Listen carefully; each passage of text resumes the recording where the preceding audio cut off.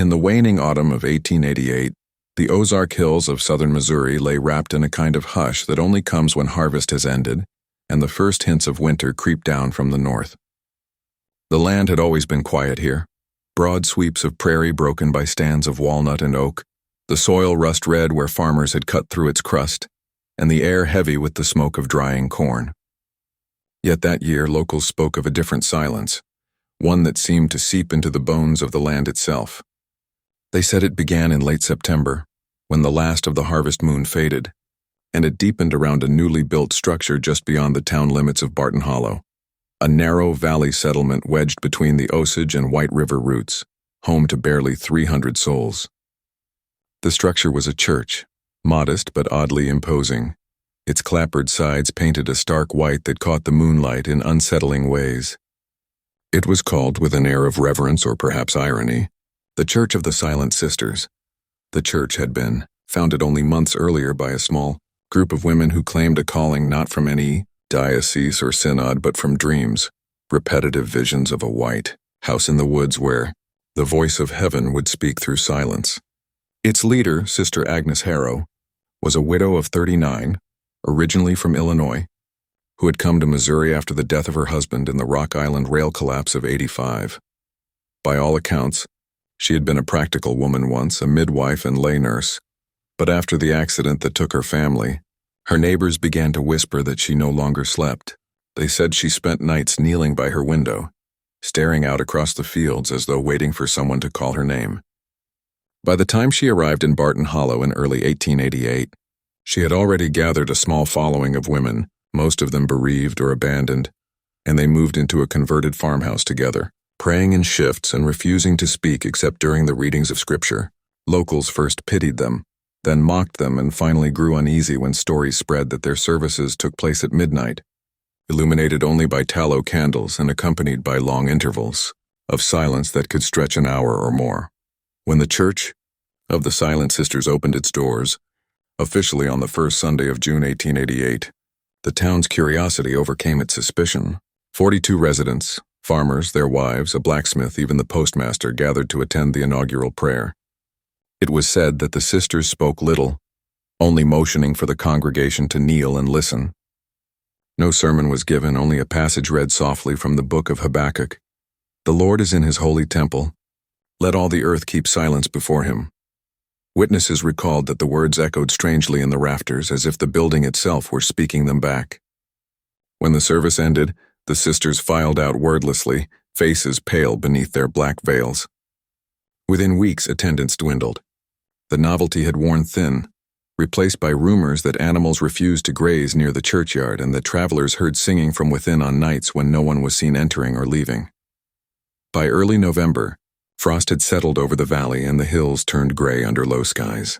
The harvest was poor that year, and tempers were shorter than usual.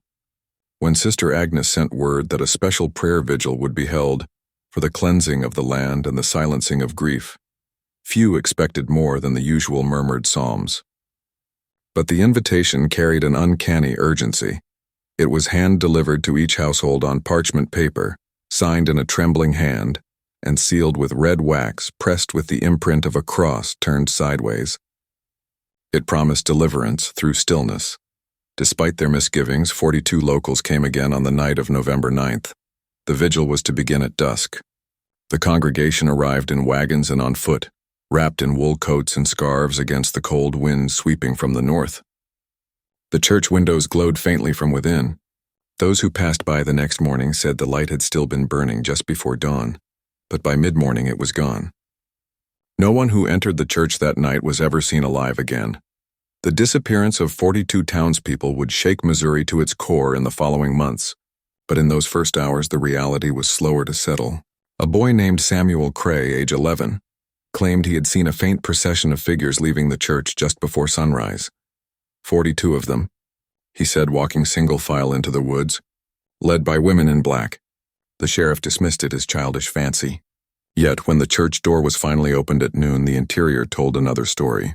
The pews were empty but not disordered. The air smelled of candle wax and damp earth as though someone had carried soil inside. On the altar lay 42 small white stones arranged in a perfect circle, and in the center, The open Bible at Habakkuk 2:20.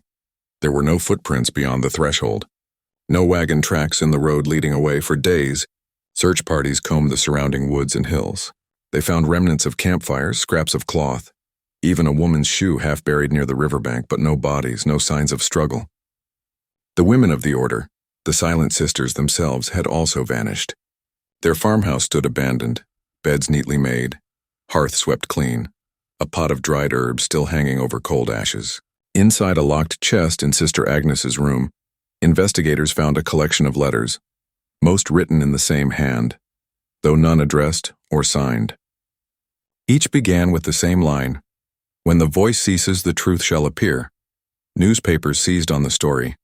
The St. Louis Post-Dispatch ran it under the headline, "Mystery of the Silent Church," calling it a Missouri tragedy without bodies or blood.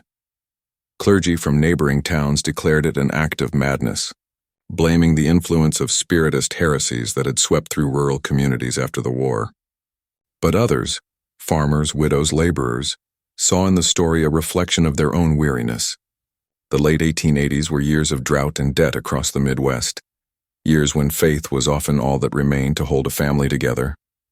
The Church of the Silent Sisters had promised peace through surrender, a stillness in which sorrow could dissolve.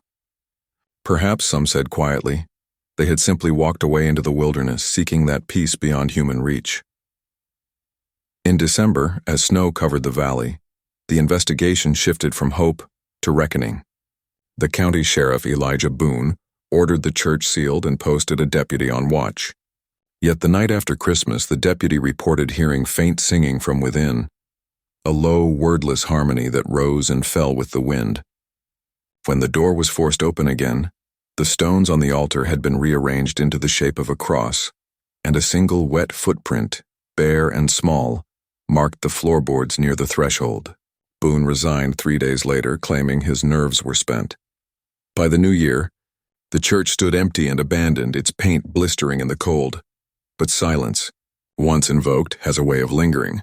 The valley seemed changed.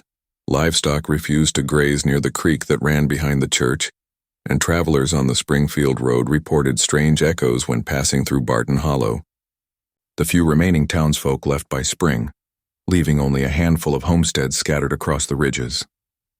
By 1890, the census recorded Barton Hollow as unincorporated. Within a decade, even the road to the church had disappeared beneath overgrowth. Still, legends endure in the gaps history cannot close. Some said the sisters had been a breakaway sect from the Shakers or the Adventists, that their silence was a form of penance for some unspoken sin. Others believed they had fallen under the sway of mesmerism or early hypnotic practices then circulating among fringe revivalists.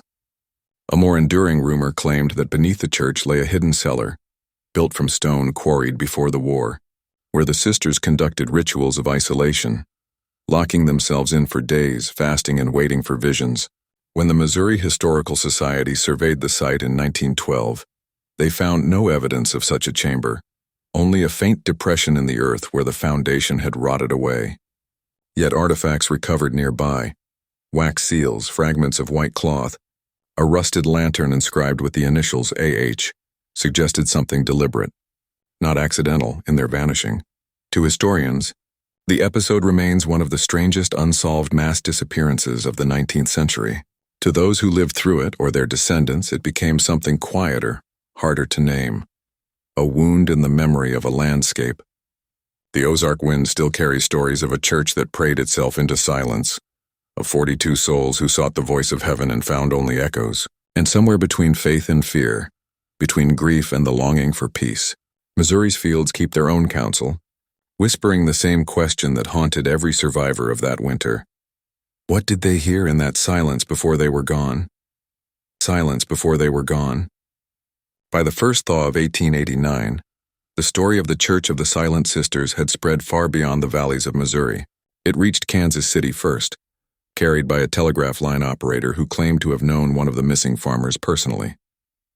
From there it traveled east, Chicago, St. Louis, even as far as Philadelphia, growing in strangeness with each retelling. In an era still hungry for miracles and horrified by the specter of madness, it was precisely the kind of tale the newspapers could not resist. A vanished congregation, a woman preacher touched by divine fever, and a church that seemed to devour its own flock. Yet in Barton County itself, the excitement curdled into something more cautious. The few families who remained near Barton Hollow refused to speak of it except in whispers, as if fearing that to name the place aloud was to invite its silence into one's home. In February, the governor's office dispatched an investigator from Jefferson City, a civil engineer named Nathaniel Crowthorne, who had served briefly as a Union surveyor during the war. He was not a man given to superstition. His task was to file a factual report, determine whether foul play had occurred, whether any evidence of a mass migration or criminal act could be substantiated. Crowthorne arrived by horseback on a bitter morning, the ground still frozen in patches and the sky the color of tin. He found Barton Hollow desolate. Many of the homes stood vacant, shutters banging in the wind, wells frozen over. The church itself appeared untouched since the sheriff's last inspection, the door nailed shut, a sign tacked across it reading, "Property of Barton County Court, entry forbidden." Yet when he stepped close enough to examine the lock, he noticed faint smudges of soot around the edges, as if candles had been burned there recently. Crowthorne set up temporary quarters in the old postmaster's house, using its single surviving ledger to trace the names of the vanished 42. They came from all walks of rural life. Farmers, their children, a schoolmistress, 2 blacksmiths, even a traveling peddler from Tennessee. What linked them, he discovered, was less their faith than their misfortune. The previous 2 years had brought ruin to the valley, crop blight, a flash flood that washed out half the lower farms, and an influenza outbreak that took several children. Nearly every family among the missing had lost something, livelihood, health, or kin. To them, the sisters' promise of stillness may have sounded less like fanaticism and more like reprieve. On the 3rd day of his visit, Crowthorne met the only surviving member of the community who claimed to have attended an early service before the final vigil, a farmer's widow named Rebecca Meeks. She lived alone in a cabin 2 miles north of the church, tending to a goat and a patch of winter greens. When Crowthorne questioned her, she did not meet his gaze but stared instead at the floorboards, twisting her apron in her hands. She said the sisters had seemed kind at first, though their eyes never quite looked at you. The silence, she explained, had not been total. There were sighs, faint murmurings like breath passing through reeds. When asked about the vigil, she shook her head and refused to speak further, only muttering that those who went heard the wrong kind of silence. The engineer recorded her words carefully, but dismissed their mysticism. He believed the townsfolk had been led into some kind of mass hysteria, perhaps induced by exhaustion or fasting. Yet as he continued his examination, his confidence wavered. Inside the abandoned farmhouse of the sisters, he discovered a ledger of his own, not of names or finances, but of symbols, circles intersected by crosses, geometric patterns drawn in charcoal across multiple pages. Alongside them were notes written in Latin phrases extracted from scripture, all centering on silence, breath, and the body as vessel. One entry read, "When the voice within is stilled, the spirit without shall enter." Beneath it, in fainter ink, another line had been added later, "If the vessel is pure, the return shall not burn." He turned these materials over to the county court, which forwarded them to a theologian at St. Louis University. The theologian, Father O'Dwyer, wrote back weeks later, suggesting the notes reflected a distortion of Quietist doctrine, a 17th century mystic belief long condemned by the Church, teaching that true union with God required annihilation of the self through silence. It was a teaching that had occasionally resurfaced among isolated revivalist sects across rural America, often led by women who claimed direct revelation rather than clerical ordination. Crowthorne's report began to take shape. The sisters had not abducted anyone. Rather, they had persuaded the congregation into a collective act of religious extremity, perhaps ritual fasting, perhaps self-burial, perhaps flight into the wilderness under some trance-like conviction. In April, after the snows melted, he organized a final search of the surrounding woods. Volunteers from neighboring towns joined him, 6 men and 1 woman, all armed with shovels and rifles. They combed the riverbanks first, then the limestone ravines beyond. Near a hollow 3 miles south of the church, they discovered a shallow depression filled with animal bones and melted candle wax. Beneath the wax, fragments of glass that may once have been bottles or jars. their contents long vanished. Some of the men speculated it had been a burial site. Others thought it no more than refuse from hunters. But when Crowthorne knelt to examine the soil, he found traces of white powder clinging to the wax, later identified as quicklime, a substance used to hasten decomposition. The discovery prompted a brief storm in the press. Reporters returned to Barton Hollow, eager for grisly detail, and for a few weeks the valley filled with strangers again, photographers, spiritualists, and self-styled prophets. One, a preacher from Kentucky, claimed he could hear the weeping of the 42 in the wind and led public prayers outside the sealed church. Another, a professor of mesmerism from Springfield, suggested the congregation had succumbed to a collective trance brought on by rhythmic breathing and deprivation, a phenomenon he termed shared catalepsy. Each theory found believers. None brought answers. Crowthorne's final visit to the church came in May. The air was heavy with spring rain and the roof had begun to sag under rot. He broke the seal himself, entering with only a lantern. Inside, the air was close and cold, carrying the faint smell of iron. The stones on the altar still remained, though shifted slightly from their earlier pattern. In the corner, beneath a loosened floorboard, he found a small wooden box wrapped in cloth. Within it lay a single dried sprig of lavender and a folded note in Sister Agnes's handwriting. The ink had blurred, but one sentence was legible. "The silence is the door. We have only to listen long enough to pass through." He replaced the board, locked the door, and filed his report the following week. His official conclusion was careful, almost clinical. No evidence of homicide has been substantiated. The possibility of voluntary disappearance under shared religious delusion remains the most probable explanation. It was the verdict the state needed: tidy, rational, and free of scandal. The file was closed by summer. Crowthorne returned to Jefferson City and never spoke publicly of Barton Hollow again, but his private life told another story. Letters preserved by his sister decades later reveal that he had suffered recurring nightmares for years afterward. Dreams of distant singing, of women's voices fading into wind, of a white building standing in fields where no town existed. In one letter dated 1892, he confessed, "Sometimes I think the silence they sought found me instead." And it has been waiting ever since. Meanwhile, the land continued to reclaim what had been left behind. The church roof collapsed during a storm in 1893. By 1900, vines had covered its walls. Travelers passing through claimed they saw lights moving between the trees at night or heard faint bell tones with no source. These stories filtered into folklore, joining the long catalog of American ghost towns and lost congregations that dotted the postbellum landscape. To folklorists of the early 20th century, the Church of the Silent Sisters became emblematic of a particular American malaise, the collision of faith, isolation, and grief that marked so many frontier communities after the Civil War. The census of 1900 listed nearly 200 defunct religious assemblies across Missouri and Kansas alone, many of them led by charismatic figures who promised purification through withdrawal.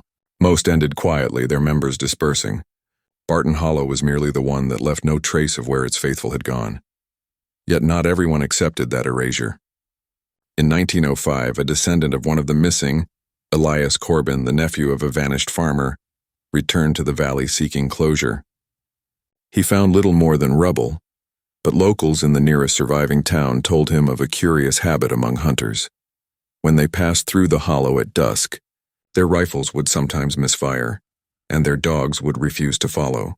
Corbin spent a week camping near the ruins, recording the sounds of the valley on a phonograph cylinder. When he played the recording back in his boarding room, he claimed he heard not wind but low human voices, rhythmic, almost chanting. The cylinder was later examined by technicians who concluded the noise was interference, perhaps the creaking of trees or the hiss of the stylus itself.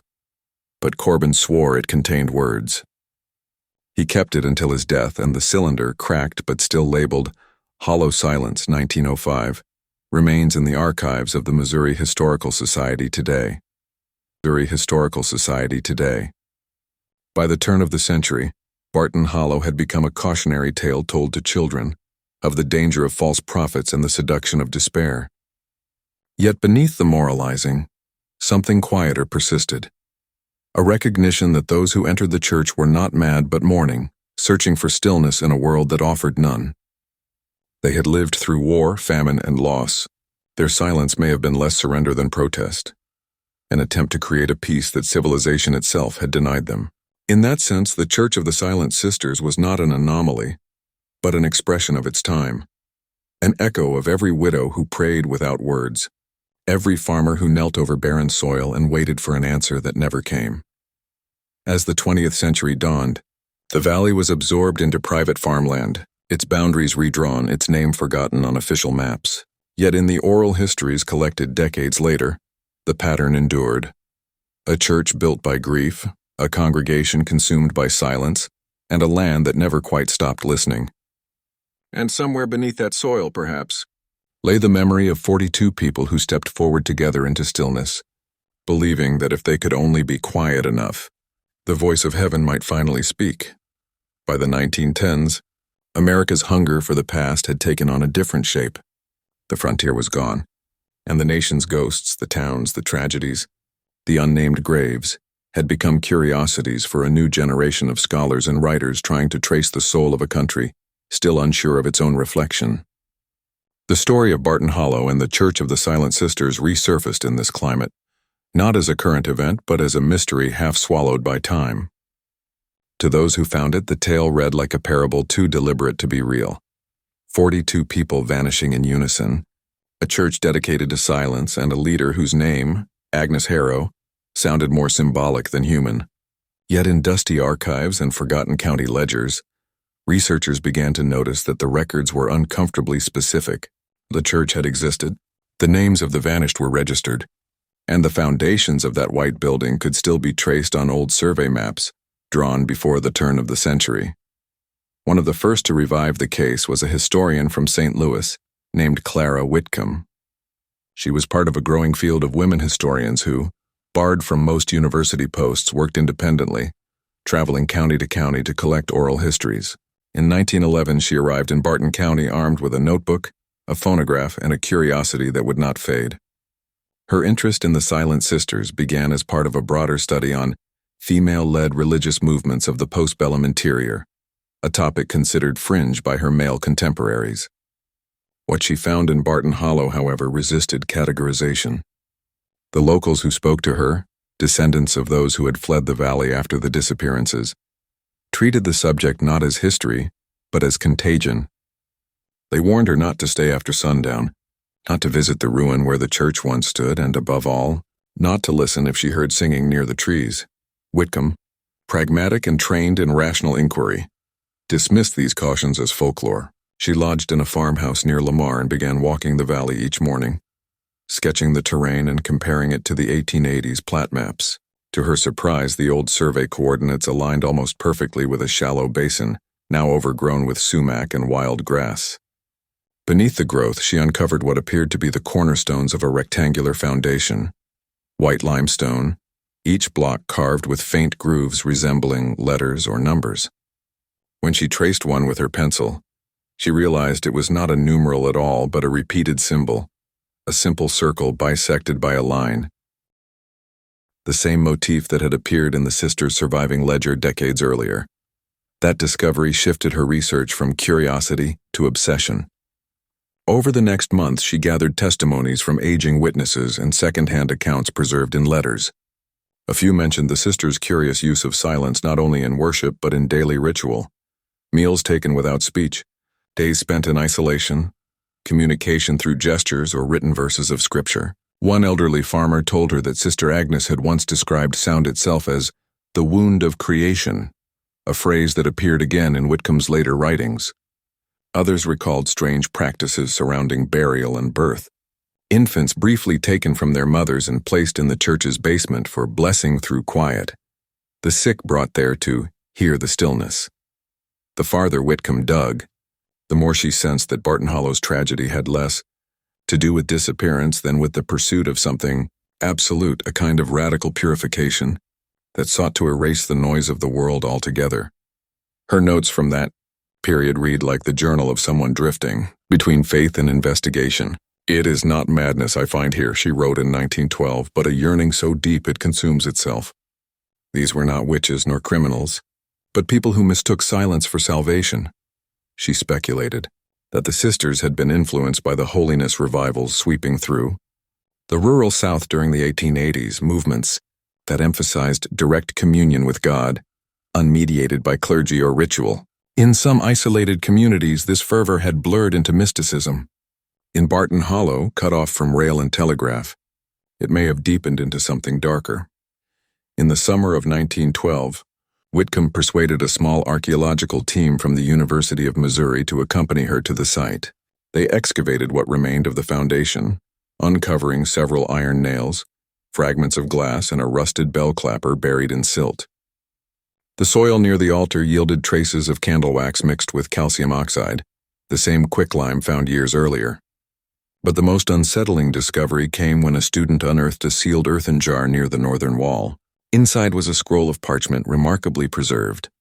The writing was in Sister Agnes's hand, though faint and fragmented.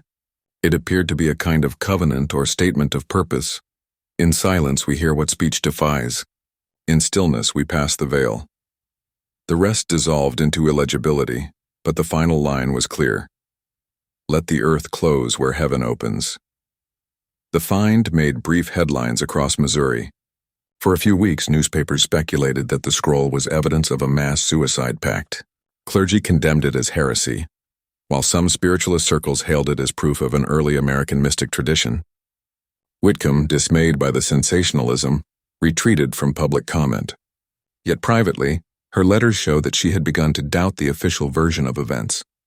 In one correspondence to a fellow historian, she confessed that she no longer believed the congregation had died in Barton Hollow at all. Every account of that night, she wrote, describes a procession into the woods. What if they did not vanish but relocate, drawn by a single vision? She traced old stage routes and river paths, searching for any community founded in 1889 or 1890 by migrants from southern Missouri. None matched. Still, she noted an uncanny pattern. Scattered reports of small, silent communes appearing briefly in Arkansas and Tennessee during those same years. Groups of women dressed in black, calling themselves listeners, who vanished again before authorities could investigate. Whether coincidence or connection, the suggestion deepened the legend. In the decades that followed, the Church of the Silent Sisters became a staple of Missouri folklore, told around campfires, printed in county almanacs, and later adapted into cautionary plays performed by traveling troops. Each retelling reshaped the story. Sometimes the sisters were saints, sometimes witches, sometimes angels of death. But the facts Whitcomb unearthed endured beneath the myth. The foundation stones, the scroll, the recorded names of the 42. In 1919, she published her findings in a small volume titled The Silence at Barton Hollow. Privately printed and scarcely distributed, it was not until after her death in 1937 that scholars rediscovered her manuscript and recognized it as one of the earliest works of American religious ethnography. By then, the world had changed again. The Great War had ended, and silence, once seen as sacred, had acquired darker associations. To a generation haunted by the thunder of artillery and the muteness of loss, the idea of 42 people walking willingly into quiet felt almost prophetic. When the book was reissued in 1938, it found new readers among psychologists studying collective behavior, and among theologians seeking to understand how faith collapses under grief. The Church of the Silent Sisters became a case study in what one writer called the pathology of transcendence, the point where yearning for divine peace becomes indistinguishable from self-erasure. Yet there was another current beneath these academic interpretations, one less easy to measure. In the 1940s, a Works Progress Administration folklore team revisited Barton County as part of the Federal Writers Project. They found the valley still deserted, but in nearby towns, elders still spoke of the hollow hush that descended there each November. One farmer claimed his grandfather had once found 42 small cairns of stones deep in the woods, each arranged in a circle like the ones once found on the church altar. Another swore that during a dry season, his plow had struck something metallic underground, perhaps the remnants of a bell. He left it buried. The interviewers, trained to separate legend from fact, wrote cautiously that the persistence of this silence in local consciousness suggests an event deeply rooted, whether literal or psychological. In time, the story slipped again from scholarship into obscurity, But for those who studied it closely, like Whitcomb before them, Barton Hollow represented something more than an anomaly. It was a mirror held up to a nation's hidden grief. The 1880s and 1890s had been years of despair. Failed harvests, epidemics, the erosion of community under the pressures of modernization. In that context, the Church of the Silent Sisters was not a mystery so much as a symptom. It was what happens when words fail, when the collective body of a people seeks meaning not through action but through absence. When later historians reviewed the archives, they found one final detail that Whitcomb herself had not lived to see. In 1954, during the widening of the old Springfield Road, a construction crew unearthed a weathered gravestone half a mile from the former church site.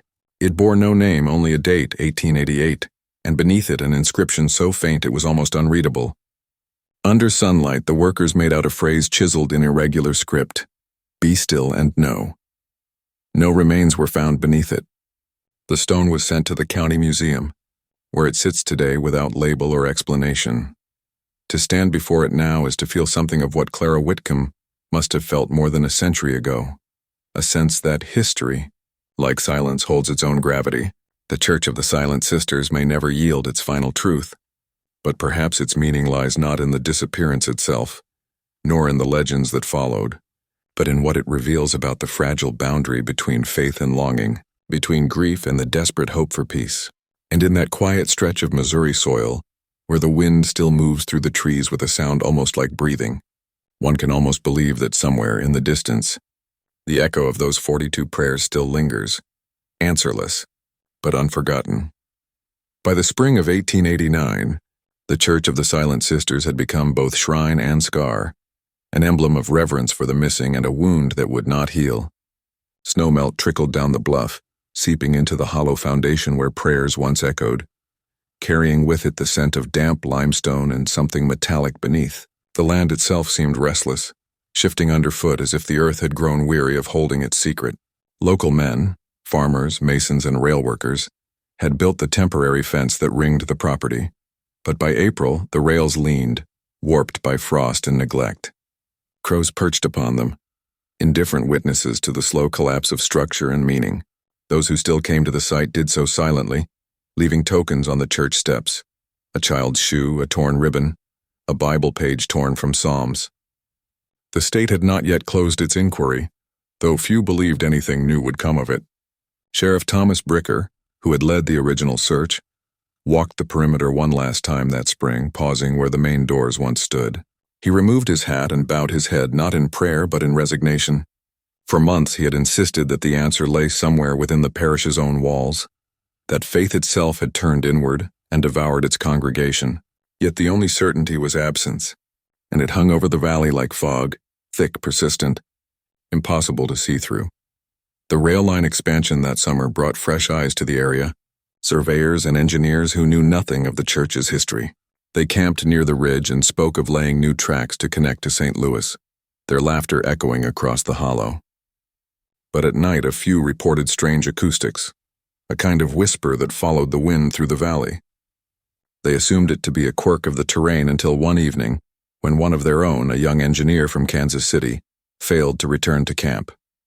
His tent was found undisturbed, his boots by the fire. The men combed the brush and riverbanks for 3 days before abandoning the search. The newspaper in Jefferson City ran a small item buried deep in its pages: "Engineer lost near abandoned church site, presumed drowned."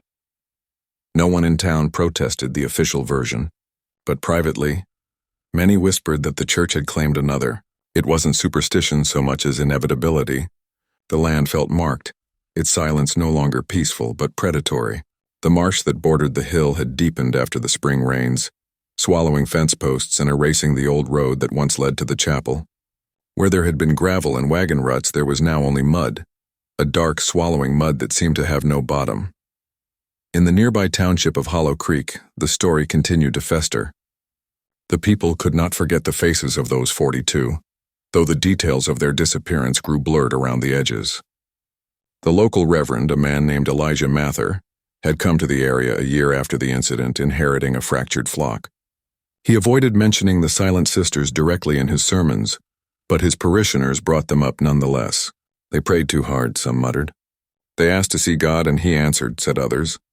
Mather wrote in his journal that the obsession with the church bordered on idolatry, that even grief had turned into a kind of worship. On the anniversary of the disappearance, he found the pews empty and the road to the bluff littered with footprints leading one way. He spent the night ringing the chapel bell to call them back, his hands bleeding by morning. When the sun rose, he found offerings left at his own door, crosses made of reeds painted with ash. He burned them all and ordered the church records sealed, but history is not so easily buried.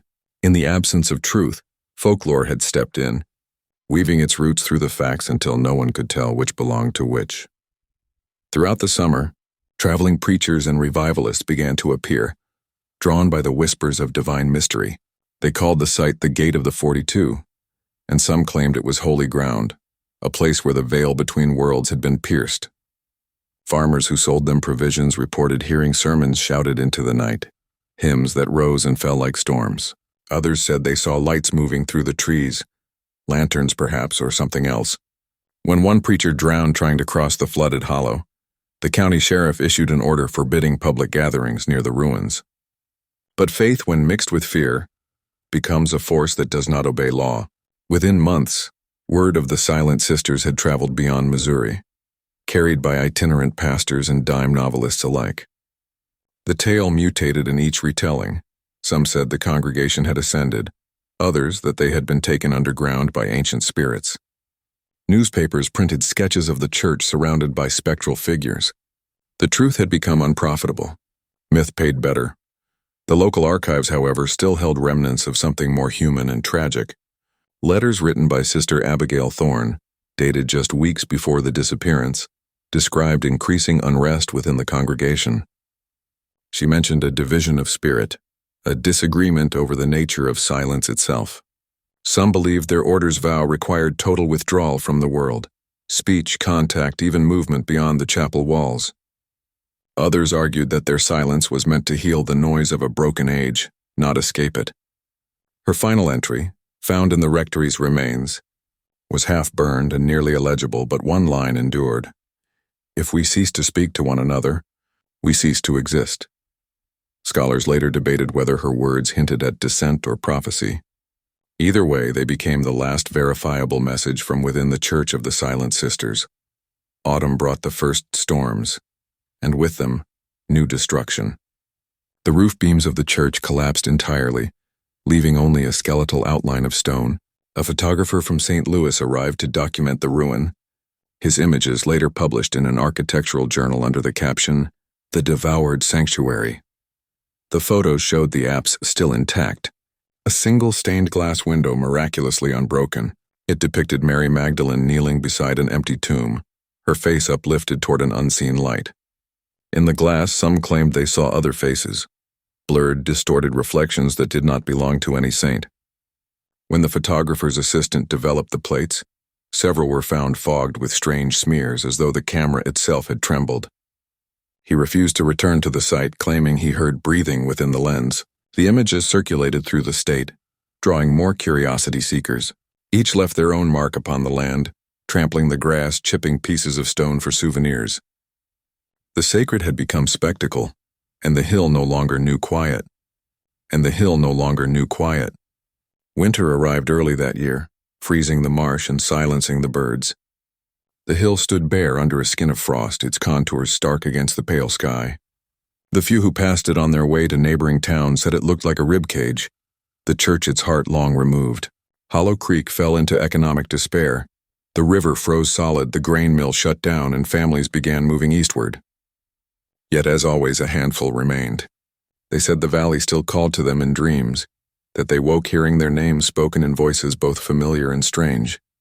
Old Mrs. Wilcox, who lived nearest the ridge, told her granddaughter that she sometimes saw candlelight drifting from the hollow window frames, as though the congregation still gathered for midnight prayer. When the girl asked if she was afraid, the old woman smiled thinly and said, "No, child. The dead don't frighten me. It's the forgotten that haunt." Those words, repeated years later, would appear in a regional folklore anthology under the section Missouri Legends. By the time federal surveyors returned in early 1890 to map the region for a new railway extension, Most locals had abandoned mention of the Silent Sisters altogether. The site was catalogued under the neutral label, former ecclesiastical structure uninhabited. Yet, during excavation for track foundations, the survey team unearthed a curious find. Layers of charred soil beneath the chapel's floor, mingled with shards of melted glass and bone fragments too fine for human remains, but too numerous to ignore. They sent samples to Jefferson City for examination, though the official report later filed merely stated, organic matter, likely animal in origin. Whether this was bureaucratic convenience or deliberate omission remains uncertain. The workers filled the hole and moved on. That spring, the line opened without ceremony, and locomotives began crossing the valley daily. Each time they did, passengers claimed the echo of the whistle lingered longer in that stretch than anywhere else, carried, perhaps, by the same currents that once bore hymns into the hills. The following decades would see the site fade from living memory. Trees reclaimed the hill, their roots curling through the church's foundations. The stained glass, the pews, the altar, all succumbed to weather and time. Yet each generation rediscovered the story in its own way. In the 1920s, a WPA historian recorded the oral accounts of surviving descendants, piecing together fragments of testimony. Some described the missing 42 as zealots driven by apocalypse fears, others as victims of mass hysteria born from isolation and hunger. A few claimed government agents had visited the town after the disappearance, confiscating church documents. The historian, skeptical but intrigued, noted that even skeptics spoke with a kind of reverence when mentioning the Silent Sisters, as though disbelief itself was an act of sacrilege. He concluded his report with a simple observation. This valley does not speak. It remembers. By 1935, the original church grounds were officially designated unsafe terrain due to subsidence from abandoned mining shafts beneath the bluff. The state fenced off the area, effectively sealing the last visible traces of the Silent Sisters beneath warning signs and brush. Yet the myth endured in subtler forms, in lullabies sung by local mothers, in roadside shrines left by travelers unaware of their meaning, in the way some farmers still paused when the evening wind carried faint choral tones through the trees. The story no longer belonged to the 42, nor to the church, nor even to Missouri. It had become part of something broader, a caution whispered across generations about faith untethered from reason, about silence mistaken for purity, about the peril of believing that transcendence must mean departure. The Church of the Silent Sisters was gone, but the echo it left was not silence at all. It was something more complex, something alive, an unfinished sentence that time itself seemed unwilling to end. By the early years of the new century, the story of the Church of the Silent Sisters had drifted into that strange territory between record and rumor, too detailed to dismiss as legend, yet too unresolved to exist comfortably in the realm of fact. In Missouri, oral history often endured where ink and paper failed. Old men in boarding houses spoke of the vanished congregation, as if they had witnessed the event themselves, though most were born after it happened. Farmers passing along the ridge where the chapel once stood still crossed themselves without quite knowing why. Even the name Silent Sisters had begun to shift in meaning. What once referred to a small order of contemplative women had grown to encompass the entire community, a kind of shorthand for divine disappearance. It was no longer simply a tale of faith or fear. It had become a mirror in which the region's uneasy conscience reflected itself, a moral that changed depending on who told it. In 1903, a professor from the University of Missouri, Dr. Henry Corbin, arrived in Hollow Creek with notebooks and a phonograph. His aim was to record regional folklore for the newly established historical society. Corbin was a rationalist, a man of data, and he viewed the Church of the Silent Sisters as an opportunity to study how trauma becomes myth. He spent weeks interviewing townspeople, collecting newspaper clippings, and sifting through what few church records remained. Most locals treated him with a cautious hospitality, respectful but reluctant. They had seen outsiders come before, treating the story like spectacle, scavenging details for sensational headlines. Corbin was different, quieter, more deliberate. He asked not what had happened, but what people remembered feeling when it did. Over time, they began to speak. From their words, he pieced together a haunting portrait of collective grief, a community already strained by drought and economic collapse, bound together by faith, then ruptured by the inexplicable. His recordings, crackling, ghostly, captured the tremor in their voices when they described the night the bells stopped ringing. "We thought it meant God had gone silent," one woman whispered into his horn recorder. "But maybe it was us." Corbin's findings, published in 1906 as Silence and Sacrament, a study in rural mysticism, provoked both fascination and outrage. In his analysis, he argued that the disappearance might have been a form of self-inflicted exile, a ritual withdrawal by a congregation disillusioned with worldly corruption. He cited similar movements across America during the 19th century: Shaker communes, apocalyptic sects, and isolationist prayer houses, where silence was seen as the last uncorrupted language of devotion. His theory suggested that the Silent Sisters and their followers had retreated willingly into the surrounding caves, possibly intending never to return. He even speculated that starvation or collapse may have sealed their fate underground. The book made him briefly famous in academic circles, but in Missouri it reopened wounds. Families of the vanished denounced him for blasphemy, accusing him of turning tragedy into theory. His correspondence reveals that he began to dream of the valley himself, dreams of corridors echoing with faint hymns, of lantern light glinting on damp stone. In one letter he confessed, "I can no longer tell whether I am studying silence or being studied by it." The caves he mentioned did exist. The region's limestone topography was riddled with them, deep, cool veins carved by centuries of water. Some were mapped by geologists, others rumored by hunters and children. When state surveyors returned in 1908 to examine the area for mineral deposits, they found one such cavern less than a mile from the old church foundation. Its entrance had been obscured by rockfall and ivy, almost deliberately hidden. Inside they found relics: rusted lantern frames, a fragment of a pew, and a handful of rosary beads fused together by some chemical process. The air was so still that their lantern flames barely flickered. Deeper within, the walls bore faint markings: crosses, circles, and what looked like scripture carved by hand. Yet the words were incomplete, the lines interrupted as if abandoned mid-prayer. The surveyors filed their report without interpretation, but rumors spread quickly. Newspapers revived the story under headlines like, "Grave of the Silent Sisters discovered beneath Missouri hills." The site drew pilgrims again, some curious, others mournful, and a few convinced that the cavern was sacred. Within weeks it was vandalized, its walls scratched with initials and dates. Whatever meaning it had once held was defaced by the living. By 1910, the state fenced off the cave and declared it a geological hazard. But by then, the myth had already taken root far beyond the valley. Traveling preachers invoked the Silent Sisters as symbols of purity and warning, contrasting their disappearance with the moral decay of modern life. Artists painted the scene in apocalyptic tones: women in white robes fading into light, the church rising like a ghost from the mist. A silent film produced in St. Louis in 1912, The 42 Who Vanished, dramatized the story with melodramatic flourish, crossfades between flickering candles and faces dissolving into smoke. It was banned in several counties for religious indecency, but the damage was done. The film's imagery would define public memory more than any document ever could.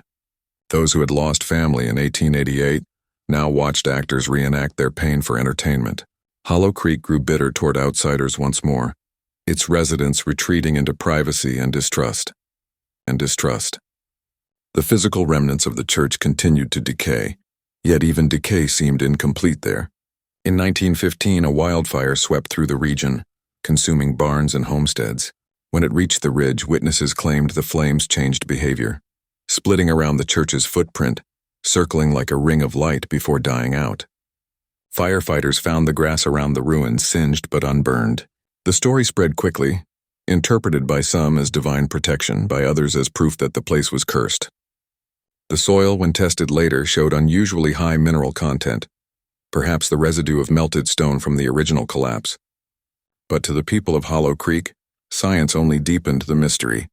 They began to call the ridge the Unburning Hill. Children grew up hearing the tale not as history but as parable, that some fires, like faith itself, refuse to consume what is already ashes. In the 1920s, a traveling evangelist named Lucinda Graves revived the name Silent Sisters in her sermons.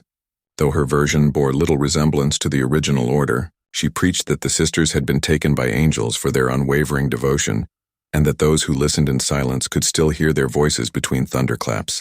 Her tent revivals drew hundreds across the Midwest, promising redemption through quiet contemplation. She claimed to have received a vision of the Missouri hillside, where the veil had torn and the faithful walked through.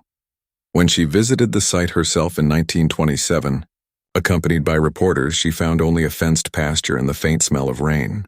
Yet that night she reportedly stood in the field for hours, eyes closed, whispering as if in conversation. Her assistant later wrote that she spoke in two voices, one human, one hollow. Whether the account was truth or embellishment hardly mattered. Her movement flourished for a decade before fading like all revivals do, leaving behind hymns about silence and salvation that found their way into rural hymnals. By mid-century, the original site had been all but forgotten, buried under ivy and soil. The new railroad bypassed Hollow Creek entirely, leaving the town to decline into near abandonment. A handful of historians still visited, though by then even the location of the church had grown uncertain. In 1952, a drought revealed part of the old foundation stones exposed like bones through the thinning earth. A local schoolteacher, Mary Wexler, led her students to see them. She described in her diary how the air changed as they approached, still heavy, charged like before a storm. The children fell quiet without being told. She wrote, "It was as if we had entered someone else's memory, one that did not welcome us." Later that night, lightning struck the ridge, and the stones sank back into mud. She took it as an admonition that some absences were meant to remain undisturbed. By the 1960s, the Silent Sisters had become a regional myth again, stripped of names and dates, used by parents to warn children about disobedience or pride. Highway travelers sometimes detoured to see the church that prayed itself away, only to find nothing at all, no signs, no ruins, only the strange acoustics of the valley. Yet those who lingered claimed the silence had a rhythm, as if echoing something once sung. Sound engineers from a nearby university recorded ambient frequencies there in 1969 and found faint harmonic vibrations, natural resonances, they said, caused by wind through the limestone cavities. The locals had another explanation. The sisters were still praying, their voices worn thin but unbroken. The recordings were archived under the unremarkable title, Environmental Sound Test, Missouri Valley. Few listened twice, through wars, depressions, and modern indifference. The Church of the Silent Sisters survived in fragments, journal pages, melted glass, rumors carried by descendants who didn't know they were telling history. The story's endurance said less about the vanished than about those who remembered them. Each retelling reshaped the meaning, from divine punishment to human tragedy, from mystery to metaphor. By the dawn of the 1970s, when the last elder of Hollow Creek died, even the town's name was removed from county maps. Yet on quiet nights, truckers driving the old state road reported hearing what they called the Missouri Choir, a faint sound like distant singing carried by the wind from the ridge. They swore the voices rose and fell in unison, 40 or so before fading into the roar of their engines. And somewhere in the archives of the Historical Society, Dr. Corbin's phonograph cylinders still sit, labeled in his careful handwriting, Valley of the Silent Sisters, March 1903. By the time the new century turned again and the 1980s crept across Missouri's low hills, the story of the Church of the Silent Sisters belonged less to the people who had lived near it, and more to the historians, folklorists, and curious wanderers who sought to exhume its meaning. Hollow Creek no longer appeared on maps. Its boundaries had dissolved into farmland and overgrown woods, yet there were still coordinates, faint ones that old county records could point to, numbers and lines that led the occasional researcher to the slope where the limestone church once stood. It was here in 1983 that a graduate student named Ellen Keating arrived, carrying a tape recorder, a camera, and an inherited obsession.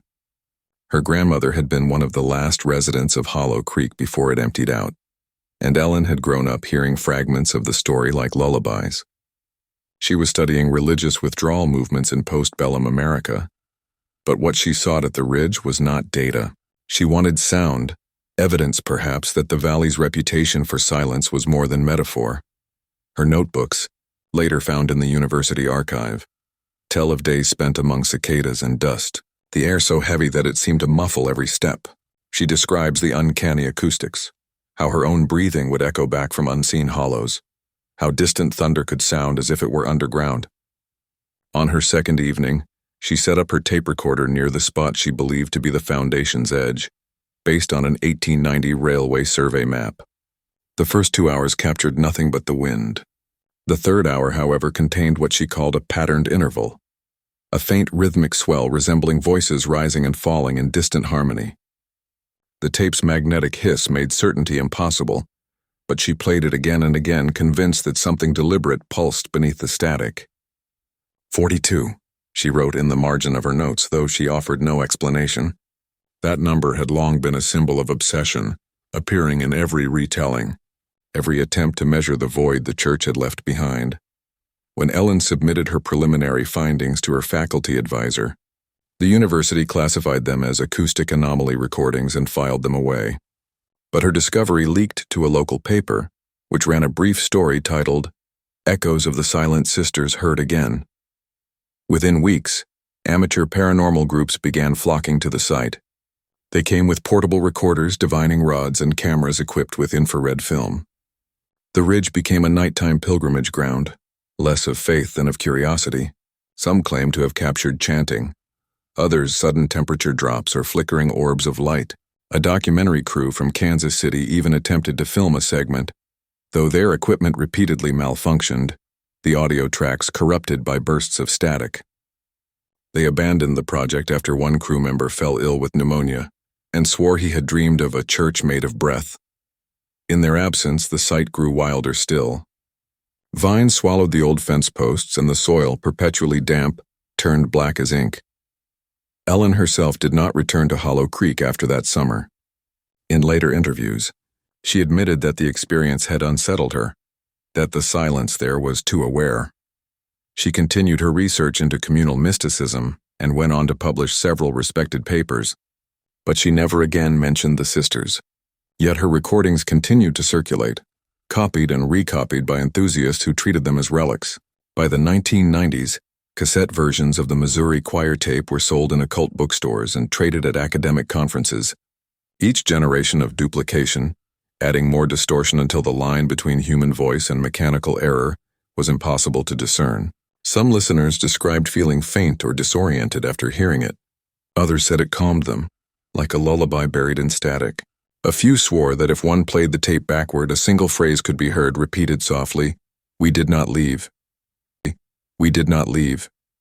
Meanwhile, archivists in Jefferson City began digitizing state records, unearthing forgotten documents about the original parish. Among them was a ledger dated 1887, containing expenditures for building repairs and a list of parishioners.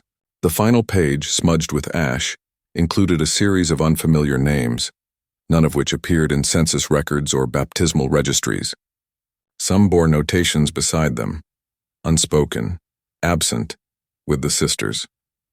Historians debated whether these were aliases, penance records, or simply transcription errors. The archivist overseeing the discovery wrote in his report, "If these were indeed parish members, they do not exist elsewhere. It is as though they appeared solely for the purpose of vanishing." The document reignited scholarly interest in the case, prompting conferences and essays on devotional anonymity and collective self-erasure. But for locals who still remembered the stories passed down, these terms felt cold. To them, the sisters had not sought to erase themselves.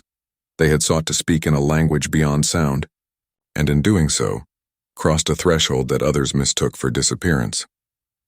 In 1998, a small nonprofit historical trust, funded by a state heritage grant, attempted to formally excavate the ridge. The project was led by Dr. Samuel Wright, an archaeologist specializing in 19th century religious communities. Over 6 weeks, his team uncovered stone fragments, rusted candle holders, and what appeared to be the base of an altar. More puzzling were the soil layers beneath it, bands of fused mineral deposits inconsistent with ordinary fire damage. Some samples emitted faint phosphorescence under ultraviolet light. Wright published cautious results suggesting that high heat from a lightning strike or chemical reaction could have caused the anomaly. But privately, he admitted to colleagues that he had never encountered anything similar. In his field journal, he described feeling an unshakable pressure in the ears as though submerged in water, whenever he stood near the center of the excavation. His assistant later recalled that the birds always fell silent when they dug there, only resuming their songs after dusk. The excavation site became controversial. Religious groups protested what they called disturbance of sacred ground, while skeptics accused the trust of manufacturing mystique to secure funding. The truth was less theatrical but no less haunting. The artifacts told a story of devotion carried to the edge of obliteration. The sisters' tools were ordinary, prayer beads, brass fittings, hand-carved hymn books, but their condition suggested intensity beyond ritual. Some rosaries had been worn smooth as glass. Hymn book pages were blank where ink should have been, as though words had evaporated rather than faded. When the team cataloged the finds, they noted an absence of human remains, none whatsoever. Not a bone, not a tooth, not a trace. Forensic experts proposed erosion, scavengers, or time, yet something about that total absence felt orchestrated, deliberate, almost ceremonial. After the excavation closed, the site was reseeded with native grass and sealed under a layer of clay to prevent further erosion. The state posted a small plaque nearby, its inscription restrained. Approximate site of the Church of the Silent Sisters, 1888-1889, dedicated to those lost and unrecorded. It became a minor stop along Missouri's network of historical markers, visited mostly by travelers seeking curiosities. Yet those who stood there long enough sometimes reported peculiar sensations: the sudden quieting of insects, the shift of wind that seemed to carry a breath of warmth even in winter. Truckers on the adjacent highway said that when fog settled low across the fields, headlights would sometimes catch a shimmer above the ridge, like candlelight behind stained glass. Meteorologists called it a refraction effect caused by moisture density. But for those who believed, it was the sisters still keeping vigil, their silence unbroken across a century of noise. In 2004, an audio historian named Marcus Bell obtained permission to restore Ellen Keating's original tapes. He used advanced digital filters to remove static and interference, hoping to isolate any natural resonance that could explain the chanting. What emerged startled even him. Beneath the hum of wind and tape hiss, faint tonal frequencies aligned in harmonic intervals consistent with human voices singing in a minor mode. Spectrogram analysis suggested multiple overlapping pitches, roughly 40 distinct tones. The findings, published in the Journal of Acoustic Anthropology, reignited debate once more. Skeptics dismissed the sounds as pareidolia, random noise interpreted as pattern by eager minds. But others, including theologians, seized upon the idea that the sisters' devotion had somehow imprinted itself onto the land, reverberating across time like a spiritual echo. Marcus himself refused interviews afterward. He was last quoted saying, "Whether it's wind or prayer, the sound does not end when the tape stops." In the years that followed, the Church of the Silent Sisters entered digital folklore. Online forums dissected every theory: mass psychosis, subterranean collapse, spontaneous combustion, divine ascension. Amateur sleuths overlaid maps, traced ancestry lines, even used drone footage to search for new cave openings. None found proof of anything beyond what was already known: a vanished church, a handful of artifacts, and a silence that seemed to expand the more it was studied. Yet paradoxically, that silence became a kind of presence, a lingering shape in the cultural memory of Missouri. Teachers mentioned it when speaking of the state's forgotten towns. Musicians referenced it in songs. Poets wrote of the 42 who found eternity by closing their mouths. Today, the hill remains quiet. The grass moves in long, whispering waves. The plaque has tarnished, its lettering softened by decades of rain. There is no path leading up, only the faint impression of one, visible in late afternoon light when the sun strikes low. The last of the locals, descendants of those who once worshipped there, rarely visit. They speak of the place with the same mixture of fear and affection reserved for sacred wounds.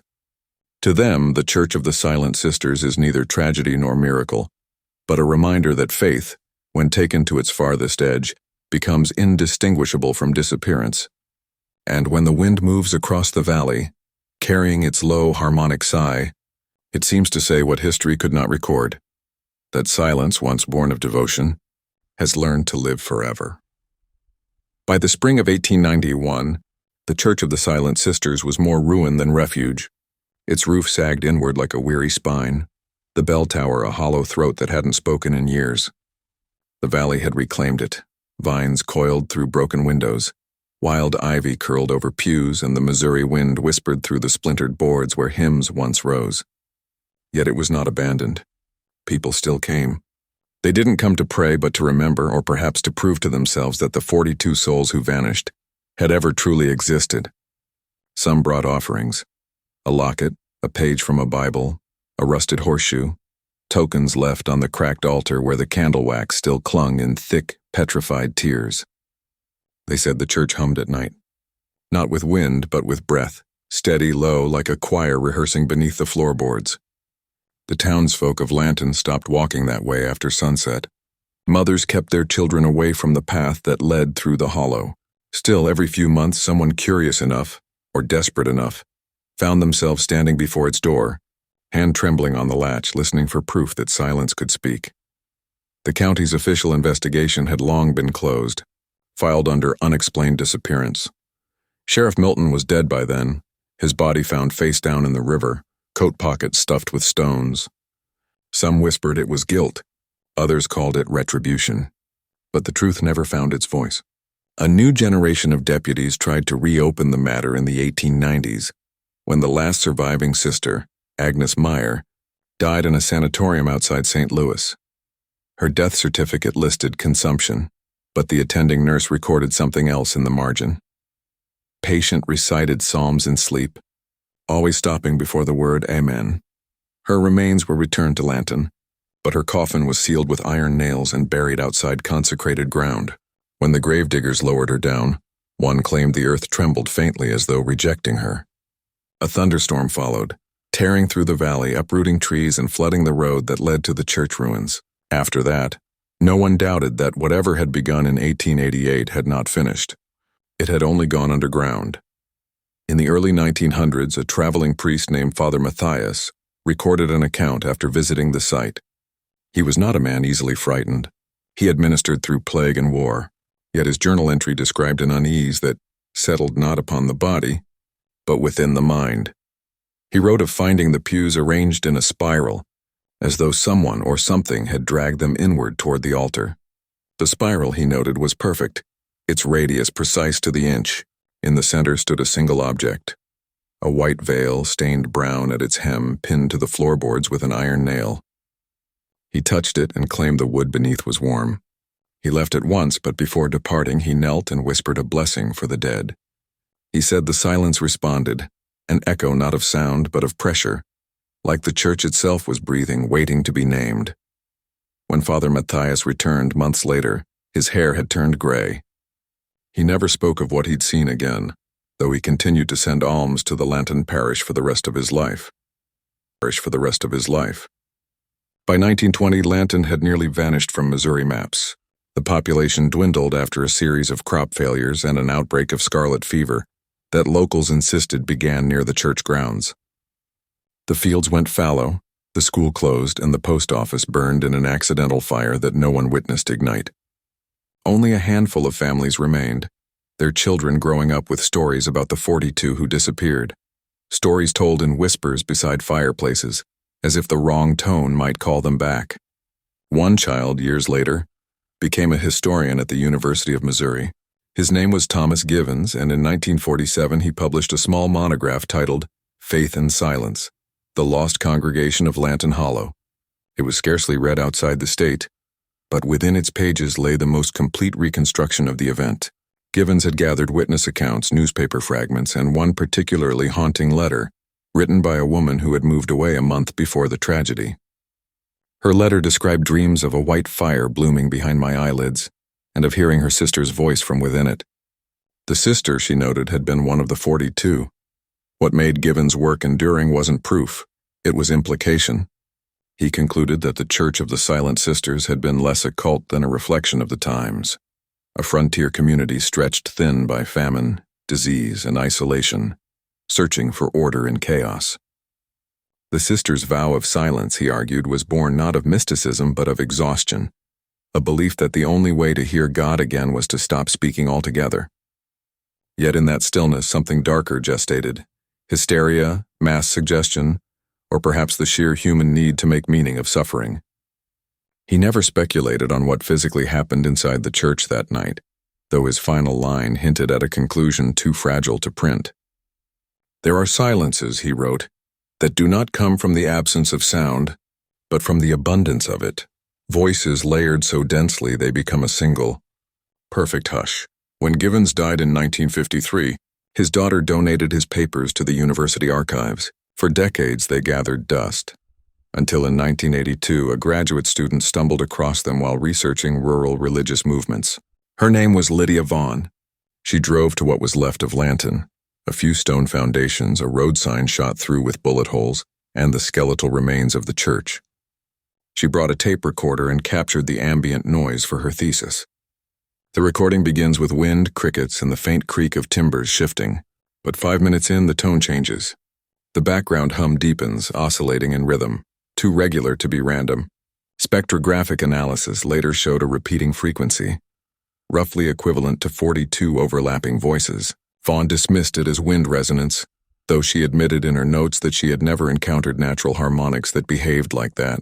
When she returned to Columbia, she left the recorder in her car overnight. By morning, the tape had unspooled, the cassette warped from heat, though the temperature that night had been below freezing. The legend spread quietly after that. Paranormal societies took interest, and in the 1990s, a television crew attempted to film a documentary at the site. Their footage never aired. 2 cameramen resigned mid-shoot, citing unexplained auditory phenomena. One sound engineer claimed that while editing, he heard his own name whispered beneath the static. The network shelved the project indefinitely. The Church of the Silent Sisters returned once more to silence. Not the kind that soothes, but the kind that absorbs, like soil over a grave. Locals today treat the ruins with uneasy reverence. Some call it cursed, others holy. Hunters avoid it. Yet on certain nights, travelers along Highway 24 swear they see candlelight flickering between the trees. Archaeologists from the State Historical Society conducted a survey in 2011 using ground-penetrating radar. They found depressions beneath the nave, roughly the size and depth of human graves, but no remains. Soil composition suggested the cavities had been disturbed many times over the years, filled and refilled, like earth that refused to settle. The lead archaeologist declined to publish the findings, though she later admitted that it was not the absence of evidence that disturbed me, but the sensation that the ground itself was watching. Time has a way of bleaching memory. The town of Lanton exists now only in census records and the occasional footnote. Yet the story of the Silent Sisters persists, not because it was proven, but because it refuses to vanish completely. It exists in margins, in rumors, in the hush that falls whenever the name is spoken. Each retelling reshapes it. Some say it was a cult, others a plague, others an accident swallowed by superstition. But somewhere between those versions lies something truer, a glimpse of human hunger, for meaning, for purity, for the certainty that suffering can be sanctified. The sisters sought silence and found it in full measure. Every so often, a letter arrives at the Missouri Historical Society from someone claiming to have family tied to the vanished congregation. They sent photographs of ancestors, yellowed prayer books, fragments of hymns scribbled in the corners of diaries. One, dated 2019, contained a photograph of a woman standing before the church's remains, her features faint, blurred by motion. Behind her, the interior glowed faintly, as if candlelit.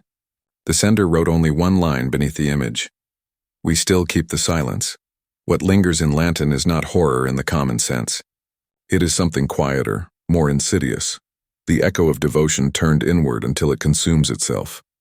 The Church of the Silent Sisters stands as an emblem of that paradox. Faith so absolute it forgets the sound of its own prayer. And perhaps that is why even now the locals say the place breathes, not with malice but memory.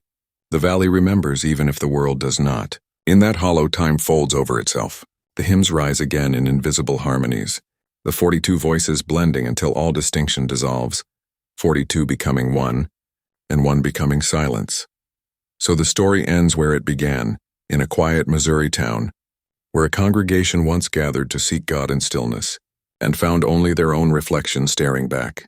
The echo remains, faint but eternal, murmuring through the ruins, a promise, a warning, a prayer unfinished. No one knows what they heard that day in 1888, only that it was enough to silence them forever. And perhaps, if one stands long enough in the doorway where the altar light once burned, one might hear it too. A sound older than faith, softer than wind, carrying the same unanswerable question that the valley has whispered for over a century. What did they find when silence finally spoke?